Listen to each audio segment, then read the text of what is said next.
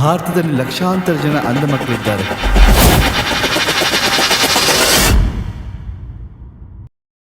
ಮಗ, ಅದು ಆ್ಯಕ್ಚುಲಿ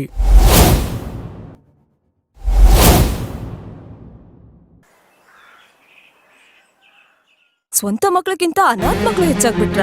ನೀವು ನೋಡಿದ್ರೆ ಇಷ್ಟು ಒಳ್ಳೆಯರು, ಆದ್ರೆ ನಿಮ್ಮ ಮಗ ಯಾಕೆ ಸರ್ ಆ ಥರ?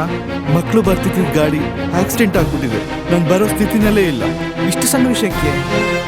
ಓ, ನೀವೇ ನಿಲ್ಲಿ.